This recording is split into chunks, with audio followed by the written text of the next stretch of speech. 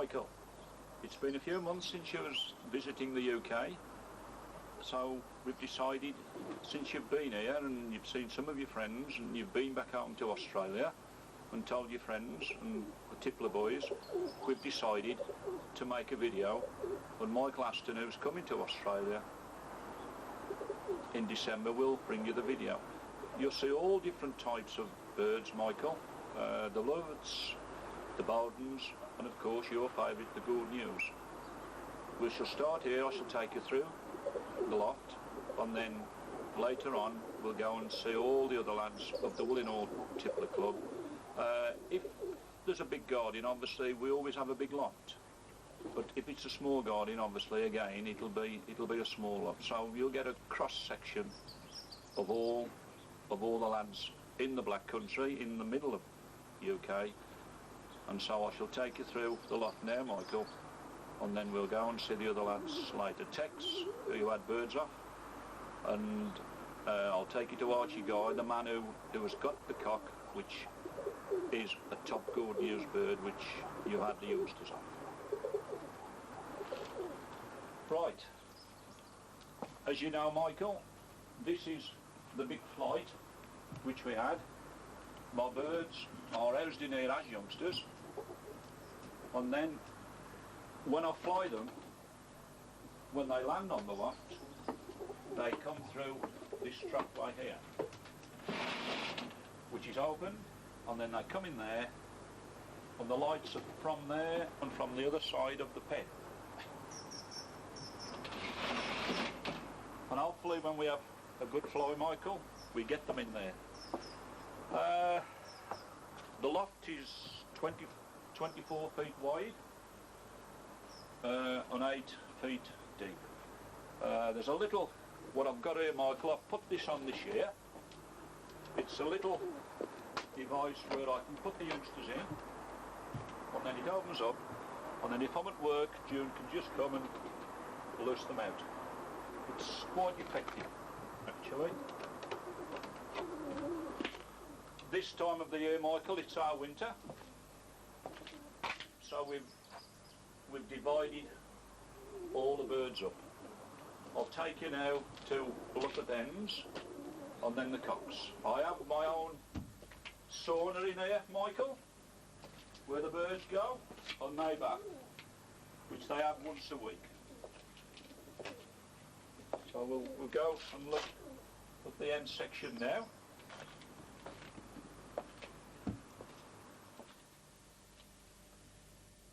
These, Michael, are the breeding hens.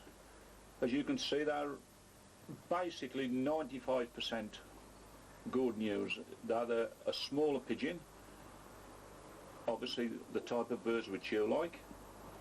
I usually breed off from approximately 8 pair, so I've got 2 or 3 hens spare. I like blues, but again, if I want to increase the colour into silvers, I pair the blue to a silver, and obviously we get the silvers and the blues, but I do like a nice kit of blues. We get the occasional clay hen, which I've got there, and I've got a checker clay over there. But that basically, these will be paired up probably the end of February, and then we'll have to see how many youngsters we can keep off them. We now move to the cock section.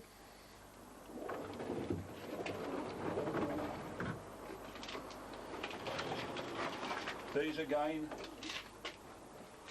Michael, are the stock cocks. The father of your 2 pigeons is here, both the golden news cock and my own particular cock. Again, there's around 14 here. There's 2 birds off Harry Shannon this year, which I hope to breed from. They're bred in this particular, this is the breeding section, with the boxes on the left, and there'll be approximately 8 pairs in this section, which is around 9 foot by 8. And I deep litter with sand and just rake it over. But this particular family of birds here, Michael, are 20 years. It's took me 20 years to get this family. And they're originally from off another flyer named Cyril Miles, who comes from Birmingham, who has since finished in the sport. But I've still got one original bird left, and this is this bird here, and that's the father of one of your birds what I sent over. He won the young bird NTU averages on an average of 16 hours per fly probably about 8 years ago, and he's been a wonderful producer. Superb pigeon. And that's what I hope I can start off with next year, and again I know I shall get some good youngsters from them, but it's a matter of if we can hold them. Here's the flying section. This is one of the cocks I've fled for the last 2 years. So again, as you can see, it's a type of bird what you like, which is a small head and a small beak. Although it's a cock, it isn't what you call a big pigeon. And the wing in itself isn't that big. And I think these birds will suit your climate in Australia. This is the 3rd year these birds will be fled. Over the average of last year, I think they averaged around probably about 14 hours per fly over the 5 flies. There's him and his brother there, but these are new birds this year. But what I've done this year is, there's a system now in the UK which is on dark flying, and it is to preserve the wing, to keep them back in the mouth for the flies. And basically what it is, when the birds have been fed, they are darked. So what I've done is put shutters on to the pen, onto the flying boxes, and that enables me either to dark them or to keep them natural. And I've started that this year. Whether it'll work, I can't tell you till probably next year. This bird here, this is an Eddie Plester pigeon, who again has finished in the sport, but his father fled 20 hours, and it's a bird for TEX Brooks. It was brought to me last week, but it's got to go to TEX. But it's a very similar bird to my own bird, but it's slightly a bit bigger in beak, but it's still, again, a small pigeon, and Eddie Plester flew these very, very well. And as you can see, it is a small wing compared to the Bowden pigeon. So I'll take this one to TEX probably next week, and he'll probably pair it to another of his Plester ends. But it is a nice pigeon.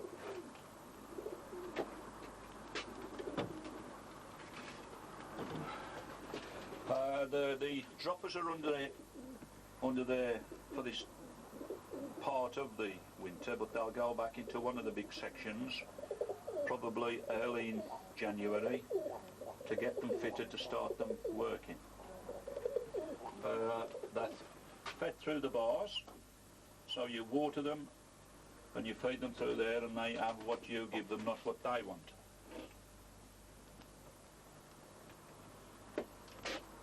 I think you've seen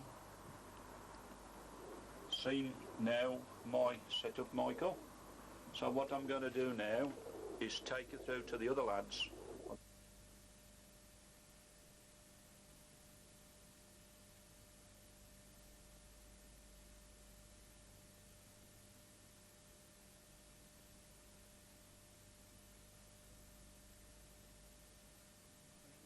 Right, we're at TEX's now, Michael, and I'm going to have a few words with TEX to tell you how he started in the breed, and we'll take it from there. Right, TEX, you go back a few years with Tippler flying. Who was your first club, and what was the bird you had to start with? 1969 I first joined the Walsall Club. My first pigeon originated from George Marlowe in Sheffield. Who was an ex-world champion? Ex-world record holder, 1945, George Froome. I forget what year he was now, which was mostly badges, red, white wings and that. I kept them pigeons for a few years. And then I left the sport then, 15 years, out to the job I done with driving abroad. And how long was you flying competition before you went abroad? I think only about 3 years. 3 years. 3 or 4 years, yeah. And basically you fled. I fled the Marlow Pigeons when I was in the Warsaw Club. Yeah. I left Warsaw, then I moved to Woolwich Hall, and I joined the Woolwich Hall Club. That's right, I remember. And I had some Bowden birds, and I had some York pigeons kept, which I had a good time of 17 hours 16 with 3 young pigeons that you have bred for me. And that's my best time young birds. Yeah, and that was probably about, what, 10, 11 years ago? Yeah, 15 years ago. 15 years ago, well, yeah. You left the sport then? Yeah. Through your work? That's correct, yes. And then you came back in the sport 2 years ago? 2 years ago, yeah. Had you got this set up then, or have you added to it? I had this mainly this setup's been up about 18 or 19 years now, but I've added the other sheds to it and refurbished, because obviously over the years it stood, it all got knocked about. So, you're saying basically you've got 3 breeds? Yeah. You've got... I've got the Bowdens. You've got the Bowdens, which was off... Which off Jimmy MacDonald, Eric Anslow. Yeah, an ex-world champion again. Yeah, and I've got the Gordon Hughes type pigeons, which a lot of pigeons are York Ken, and some of that are Ron Paskin. Which were, Ron's were Brian White's again, going back to Gordon Hughes. And there's some that I've had at Tom Dilks, which are the Gordon Hughes. Yeah. Tommy was a big Gordon Hughes man. Again, ex-Woolwich Hall member. Yeah, correct, yes, yeah. And there could be a possibility as he'll join again this year. I do believe so. As you can see around, Michael, there's a lot of houses, but they do fly well. TEX won a national this year, the first in our club this year, may I add, of 16-1 young bird, which was a good, I think, 45 minutes in front of the second kit. So we was, as from Willinore's point of view, we was very pleased with that. Tex works his birds hard. He's had a lot of disappointments, but he still keeps coming back. He's crossed his birds with them 3 main breeds, what he has told you about, and he flies them very, very successful. Can we now look at some of your birds, what you've got for next year? Yeah, well, what I'll do now, can I show you my flying cocks that I've put away for next year? Yeah. And what sort of times have these birds done? Some of these cocks that are in there, they've done over 19 hours, but unofficially they've never got the time. Yeah. You know, I got disqualified, but they have done 19 hours, and they've done 16 hours, and they've done 17 hours. But officially, there's a 16-hour one cock in there, which I won the national with. I mean, unfortunately, I lost the other 2 out of the kit. Yes, again, it's a funny old sport. He won the national, and the next time he put his kit up, which was, I think, about probably a week later, was it, Tex? Yeah. He lost 2 of those particular birds, and he hasn't seen them since. So it's a funny old sport at times. So if we can have a look at these cocks you've got, are all these cocks dog trained? Yes, everything's to the dog. Yeah. You don't keep birds for next year what are not dog trained? I would do, yes, but I think it's better to dog them as young ones and get them into the habit. Yeah, saves a lot of time. Yeah, a lot of time next year. Well, I think you've got to dog train young ones to do any good competition to that. Which is true. Yeah. Which is true. So if you could loose the cocks out, Tex, and we'll have a look at those, and then we'll just have a talk about them.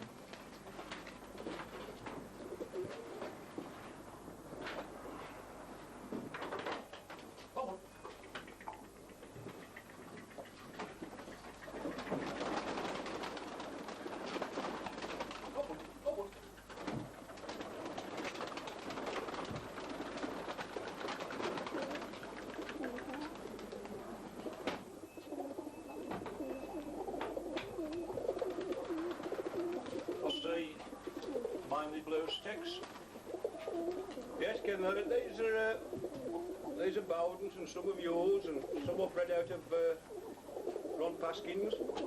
Well, they do look well, there's no question about it. And have you got the particular bird what you won your national with here? Or is it? Yes, Kenny's, I'm just going to try and find him. There he is. Can we just have a look at him, Tex?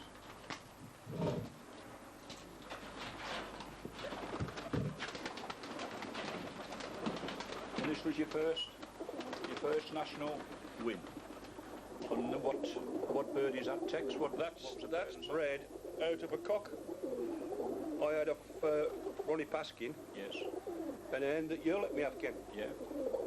Which that hen again is a golden use. Yeah. Golden use type pigeon. Yeah. Yeah. It quite hasn't finished its moult yet, has it? No, it's just got a couple of on it. Yeah. But again, you're looking at a small type bird. Again, the wing there, Michael, look. Again, ideal for warm climates. Still got probably 3-2 to drop. But it's a pity as he didn't keep the others. But that's the sport. So that's got to be one of your favourite birds at the moment, Tex? Oh, yeah. I mean, the brothers last year and the sisters to it was good pigeons, all good pigeons. I mean, the brother to this, I fed him 19 hours twice and unfortunately I got disqualified. So they're good? Yeah. Good stayers? Oh, good stayers, yeah. They fine style? Oh, they do. Good height style, yeah. A good height in them. Pleasure to referee and to watch. Yeah, that's it. Good, so those are all the cocks. Can we go and look at your setup in your lots? See, you've got your droppers there. They're ours, I presume they're ours in here. That's it, Ken, yeah. And then they operate across. Yeah. That's the object of having these lots like that, as they operate that way. But again, those are looking in good nick. I see you exercise them regular. Could you explain the trap?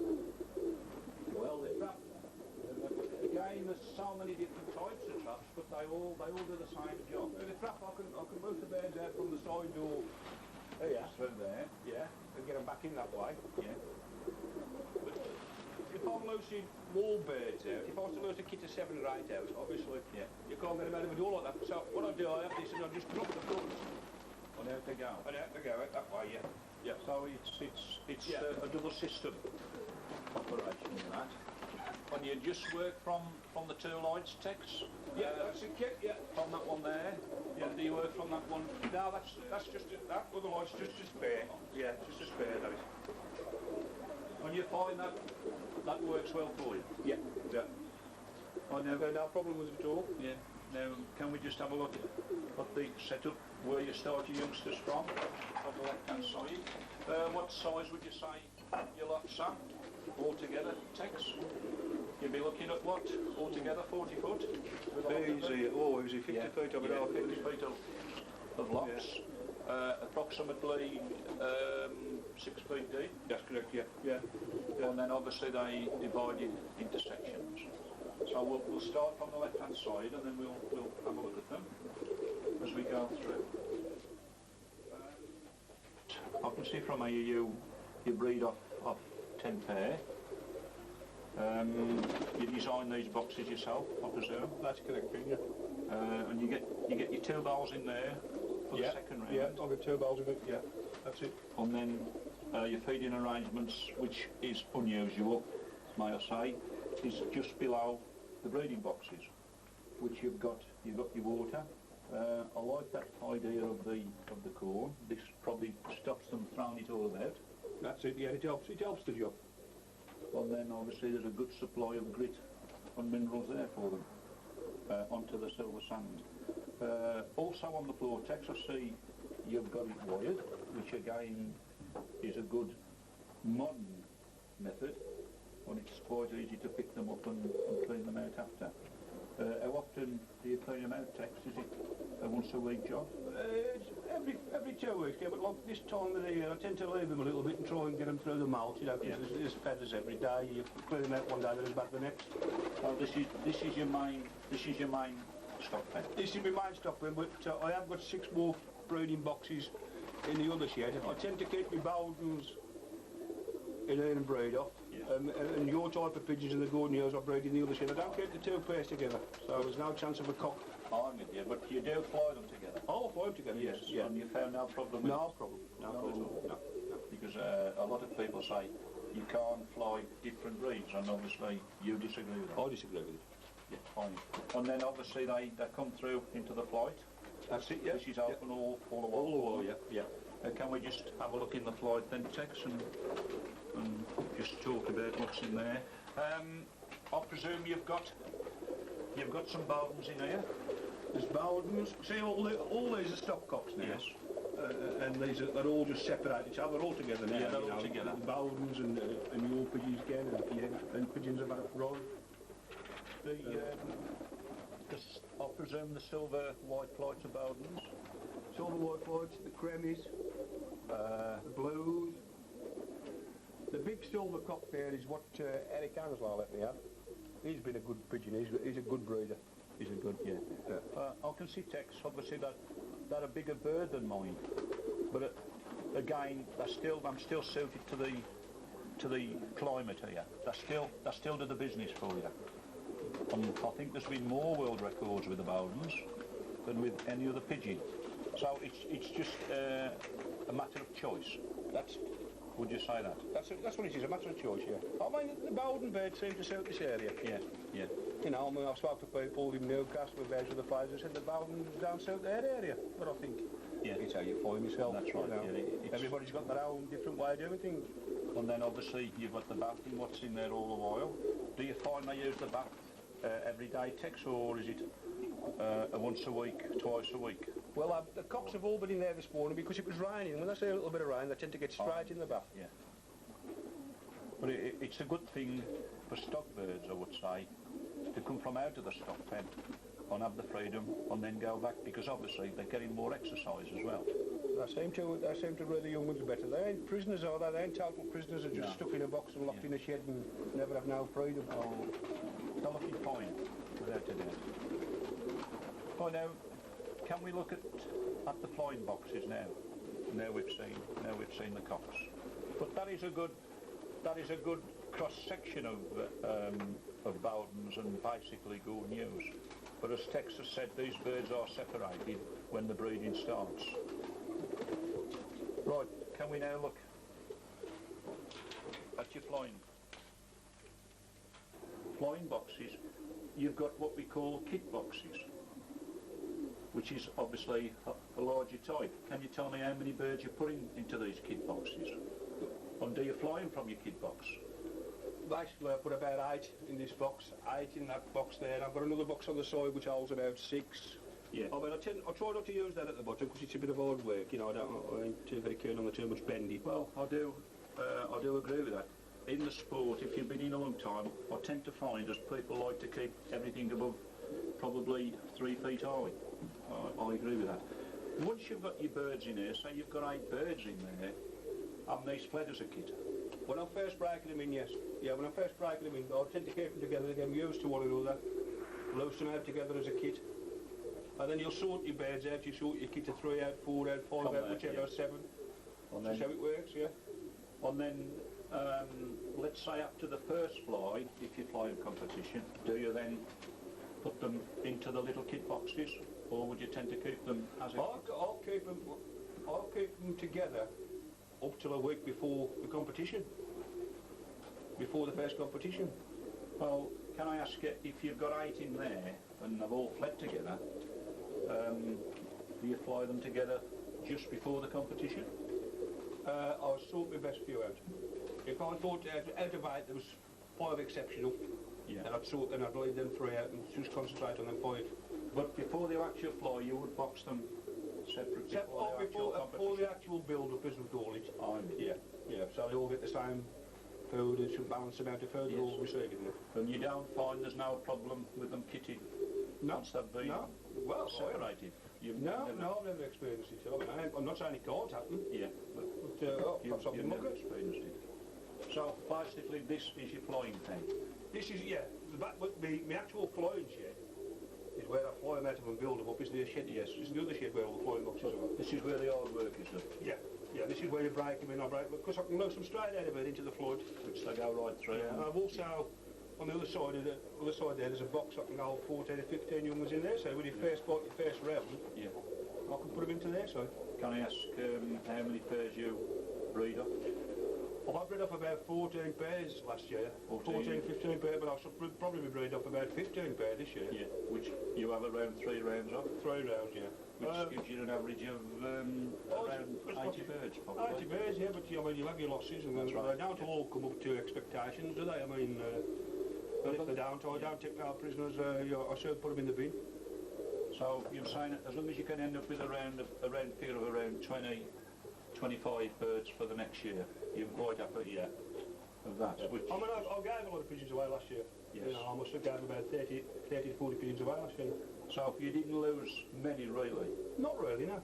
On average? No. I mean, there's a few I killed that don't yes. perform, you spoil them. Yeah. It's fly or die then? That's it, fly or die. Right, can we go now and look at your main flying boxes?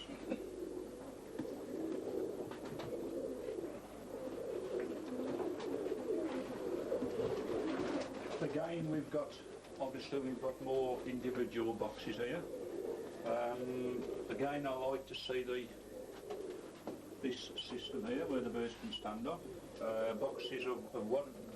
They're around what, TEX, 16 inches square? 16 inches square, yeah, that's yeah. American, yeah. Yeah. And then again, you've got this section at the bottom, spare beds. Spare beds, but as I say, I try not to use it if I can, because it's a lot of... Yeah. These large ones at the top, TEX, any particular? They're just kit boxes. I mean, I think if I've sorted the kit of 3 or 4 out, yeah. And what I will do, I'll feed them separately. Yeah. In the kit boxes, then I'll put them all back together. I'll put the 4 back together. Well, what's the idea of you putting those 4 back together once It's something I just found out myself. Whether it's, I think they kit better. They tend to stop together. Yeah. I'm with you. But you don't do that all the while? Not all the while, no. It's just something I'll play about with. Yeah. Do you find if you do it with old birds, they fight? No. They seem to tend, if they're brought up like that as youngsters, they seem to accept it. Yeah. And obviously you've got ample boxes there, nice and open. And as you say, you can feed them from this tier to that tier. That's right, yeah. And then you've got the options of either using the top boxes or the bottom. It's a flexible system. Right. Can we just look at your medicine room? Because I know Tex has got a medicine room. Don't bring the drug squad. This is when they say feed your birds just on corn, don't believe them. This is a combination of, I presume it's for when you pair up canker and coxswain and it's all the basics medicines you use for your diseases and But I mean, there's the corn bins. That's prestige corn. There's the depurative in there. Yeah. As long as it's good corn, then Tex. Yeah, and these are some peas I've just started to get, which I'm stocking up now, which I shall feed all my stock pigeons on when they're really young ones. So what you're saying, I'm just fed on? That's all I feed. Or protein? Oh, yeah, I only feed peas. On those rear the youngsters, there's no mixed corn? No, peas. Just peas. On once that's filled up, you get about what, 500 weight? About 400 weight. 400 weight in there on that. That does me. I'm with you. Yeah. You are, I presume you have some of your medicines from Belgium? Yes. Trico Plus? Yeah. But basically it's just to keep the birds healthy. That's correct, yeah. And again, it's nice to see. You don't see many sections like this, which is just corn and on the medicines to get the birds fit to fly. Yeah, it's a a good setup. It's just cool. It ain't, Yeah. there ain't no secret wonder drug. No. You know what I mean? There ain't, it's just basically what you buy at the pet shop. But obviously, Tex, you've got the room, as I've said before, you've got a big garden, so obviously you've got the room to expand and to have a section like this. A lot